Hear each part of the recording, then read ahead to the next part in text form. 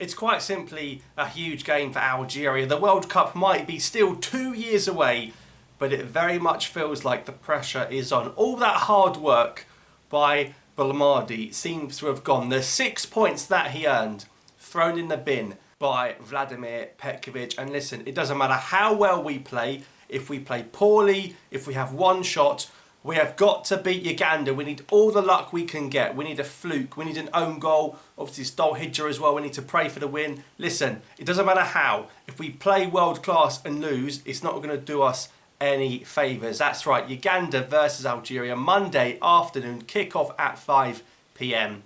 We struggle in these heat, humid away days in Africa. And of course, the game is actually taking place in Uganda, in Kampala. It was going to be in Douala. We know that Belmadi recently beat Uganda away, with the game being in Cameroon, in Douala, and now we actually are travelling to this huge pitch in Kampala. If you watch Uganda's 1-0 victory against Botswana with the goal from Mohamed Shaban, you'll see just how big that pitch is in Kampala. It's huge. It took them around 75 minutes to get a breakthrough against Botswana, and that means Uganda and Algeria both go into this game on 6 points, which is crazy when you consider just a few days ago Algeria had 6 and second place was at least 3 points away.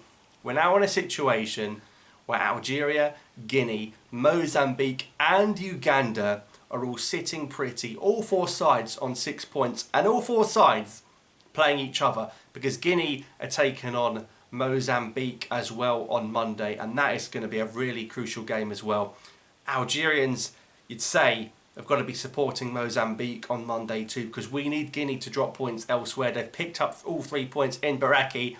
We can't afford Guinea to go on this great run, because of course we still have to play Guinea away later on. We're going to want a bit of breathing space when that game comes around. Now, of course, all hope is not lost, because Algeria still currently sit in the first position on goal difference. But listen, that goal difference can fall apart very, very quickly. We've seen the defence under Petkovic is leaky. There's no Ben Sebaini. We know Algeria without Ben Sebaini are really, really leaky at the back, conceding 2 goals against Bolivia, 2 goals against Guinea, 3 goals against South Africa. We just simply cannot keep a clean sheet. I want to see Petkovic get ballsy, because that second goal of Guinea was Mandrea's fault. As he got the bottle, drop Mandrea and play Zugba in goal. Because I tell you, if he's a proper coach that wants to lay down his authority, he will drop Mandrea. Mandrea has effectively cost the team the points there. I'm sorry, Anthony, I love you, but listen, you've cost the team there. We played poorly in attack. We also played poorly in defence, because the opportunities Guinea did get were few and we let them in. So let's see if he plays Zugba in goal, although it'll be 50-50. I think he actually might do it. He's played Zugba before. In March in the FIFA series, he did play Zugba in goal. So it would not surprise me if Zugba came in for Mandrea, and particularly in those away African grounds in sub-Saharan Africa, hot, humid, sand-style pitches. Zugba is far more experienced in games like that than Anthony Mandrea is. So that wouldn't surprise me if that was the decision made by the manager. But listen, this manager does surprise me every 5 minutes with the stuff he comes out with. So Algeria travel to Uganda and Guinea host Mozambique in Morocco, probably in El Jadida, which is obviously, you'd say it's a bit different, because Guinea are not home. It's not in Conakry, it's in Morocco. So it won't feel like a home game for Guinea. But in terms of the quality of the 2 sides, you'd expect Guinea to beat Mozambique. And of course, Mozambique also on 6 points, because they beat Somalia by 2 goals to 1. Many thought Mozambique would have a far bigger goal difference in that game than they did. It's a great effort from Somalia to only lose that game 2-1. And of course, Somalia host Botswana. When I say host, it's not actually in Somalia. But what an opportunity for Somalia to get a FIFA World Cup qualification win as they host Botswana. So what's going on with this Algeria team? Because it's not great, I'll be honest. Like I said, I'd expect Zugba to come in for Mandrea after that error he made. Honestly, if this coach is obsessed with playing Hadjem as a left back and putting Ait-Nouri on the left wing, number 10, just start with it. Show some authority and start with it. So why don't we do something like this? Play Zugba in goal, play Hadjem at left back, although even that in itself is a big task for him. Play Mandy with Belaid. Listen, how many, we said it before the Guinea game, 2 guy, got to be 2 gone. Had enough of him. What has he done? Mauritania, Guinea. How many more chances is 2 guy going to get? Liability. Mandy is going to be the captain, of course, because Yassine Brahimi will be not taking part in this game. He's been sent back home. He said he's injured. He did an interview, but we'll get to Brahimi in a second. So Mandy will be captain, so he'll play. He's got to play Belaid. Listen, no more 2 guy. Yusuf Atal, right back. Nearly scored, but then got substituted for that, which is a bit weird. Now we come to this midfield. This midfield is a shambles. I do not want to see Bentaleb Zerouki again. Like, the definition of insanity is doing the same thing over and over again and expecting different outcomes. When has Bentaleb and Zerouki been a success? I'm telling you, something's happened with the coach and Benassa. Now, I don't know if the coach has got overexcited that he finally found a player in the squad that also speaks Italian, but the only one that speaks Italian, he's had an argument with him, probably called him an imbecile or something like that. Benassa is fit. He was fit in March and he sent him home. Now, he's fit, he's on the bench, he can't even get on as a sub.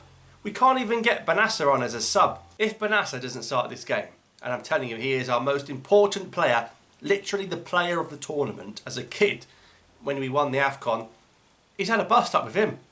You cannot bench Benassa and play Bentaleb and Zerouki. It's mental. I'm telling you honestly, it is a bonkers decision to not start Benassa and then to not bring him on. It's crazy. I cannot understand it unless there's been some sort of bust up or argument between them. It doesn't make any sense. Zugba, Hadjem, Mandy, Belaid, Atal, Benassa and Bentaleb, because Bentaleb did okay. Zerouki, not so okay. But if you put Benassa with Bentaleb, it's okay. Awar in front of them. When is this guy going to play? What was the point of switching him if we're not going to use him? Left wing is controversial. Benrahma can't start. Brahimi's gone. Play Ait-Nouri left wing. When are we going to see Ait-Nouri play left wing? So I would play Benassa, Bentaleb, Awar, Ait-Nouri on the left wing. The only problem is Hadjem defensively is not that experienced. But if you have Ait-Nouri there, you have the cover if need be. On the right, Amora or Guiri, one of them. Now Amora came on, he was a threat, he was direct, he caused the opposition some problems. He should have had an assist when Baghdad Bounjah somehow missed a sitter. Amora on the right is a far better proposition than Guiri on the right, again who ghosted. Now based off the game we saw against Guinea, Guiri did nothing, Bounjah came on and did something that was horrific. So what would you rather have? So I guess it comes down to which lesser of the 2 evils you'd want to have up front. But for me, Guiri has not done anything, literally nothing, well in this top. What has he done of note? I can't think of anything. And don't tell me that fluky deflection he scored a few months ago. That don't count. So for me, Zugba, Hadjem, Mandy, Belaid, Atal, Benassa, Bentaleb, Awar, Ait-Nouri, Amora, Guiri up front. That's the team I would do. No Cadets, no Haj Morsas, right? Let's not even get into the fact that we've got Mahrez, Shaibi and Slimani and Rais and Bulli just hanging out together on holiday, laughing at what's going on here. They're literally all chilling. They're lapping this up. And Belmadi is the real winner here. And you've got fans saying, whoa, Belmadi, whoa. And I tell you what, I'm missing it, guys. I'm missing it. I'm missing Jamel. I'm not saying Petkovic is a bad coach, but you cannot undo the hard work. Do not underestimate how hard of a job it is to go to Mozambique and to win 2-0. That is the Belmadi legacy. And if you throw away these 6 points, you're throwing away the legacy of Jamel Belmadi. So that's in terms of the team. Now the politics.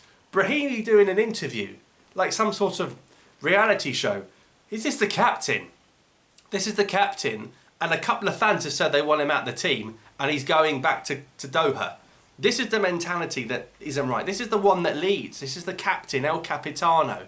This is the one that leads by example. And he said, I don't want to be here because a few people in the crowd go, oh, Brahimi Degaj. Listen, Brahimi Degaj. Yes, Degaj, we meant off the pitch, not off the continent. Why is he going back home? I didn't see any signs of an injury. At the end of the season in the Qatari League, I didn't see Brahimi pick up any sort of muscular injury. He came off after 50, 60 minutes because he was sweating. and he's nearly 35 and he can't play 90 minutes. Look, the 2 games in the FIFA series when he done okay, he couldn't play 90 minutes in those either. Suddenly, a couple of people want him out, he's gone home. So that isn't great. So Mandy will take the armband, but Mandy, I think, is a serious leader and he's got good mentality on and off the pitch. So I trust Issa to deal with that okay, but that's poor. You've got Brahimi, Admares and Shaibi all out of this team now, and no Belaley as well. You've got Belaley in that stadium saying he should be subbed on. Look, it could get toxic. If Algeria lose to Uganda, I think the World Cup is all but gone. You can't lose this. Now, I would have been happy with 4 points. We're going to be very lucky to get 3 now because the home game we picked up none. So look, it's going to be an incredibly difficult game. Uganda, respectively, in terms of the players they have, they're not on the level of the players that Guinea have. They haven't got loads and loads of players playing around Europe. They've got some players in the UK in the lower divisions and in Scotland. But you know how it is in Africa. You go to these grounds and these stadiums. Look, you've seen the penalty Tunisia got. You've seen the penalty Morocco got.